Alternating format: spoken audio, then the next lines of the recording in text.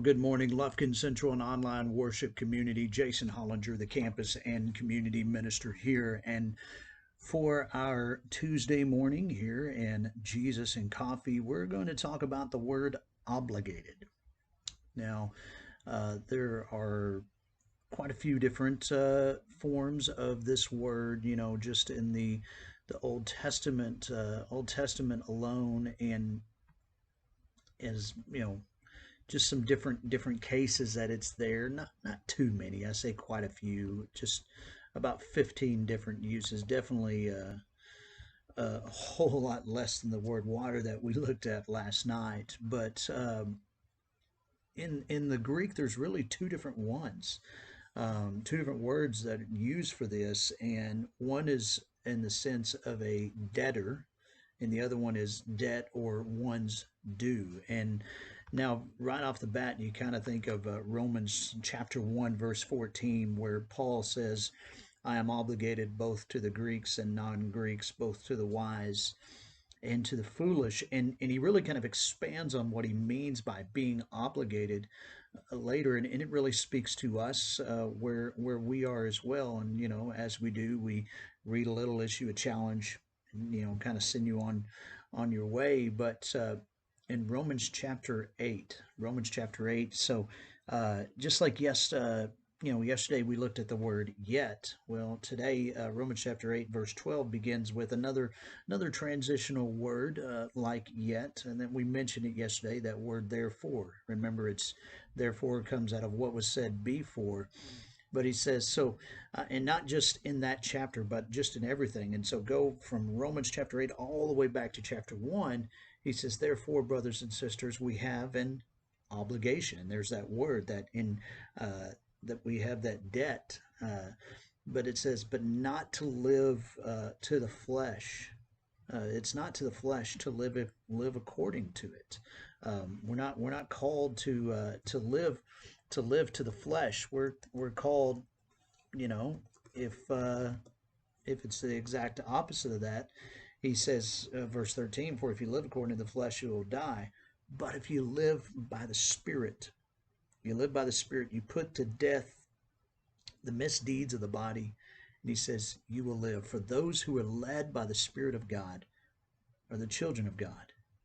For those who are led by the Spirit of God are the children of God. And so he says you have an obligation, both to the Greeks and to the non-Greeks, both to the wise and the foolish, for not just us to realize that we are called to live not according to the flesh but to the Spirit, but to lead others to that, to lead others to live in that reality.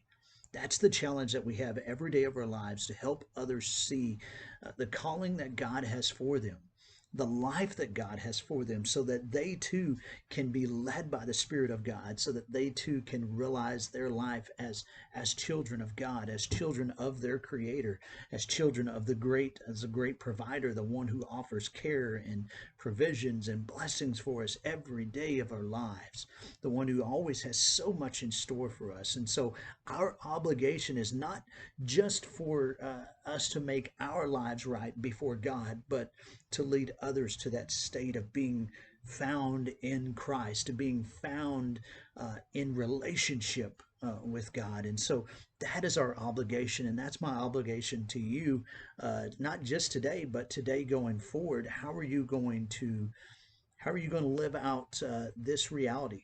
How are you going to help someone see what it means to be a child of God? How are you going to help them to live according to the Spirit, not according to the flesh? That's the challenge that's there for you. I can't wait to hear and see how it goes. Y'all have a great day. God bless.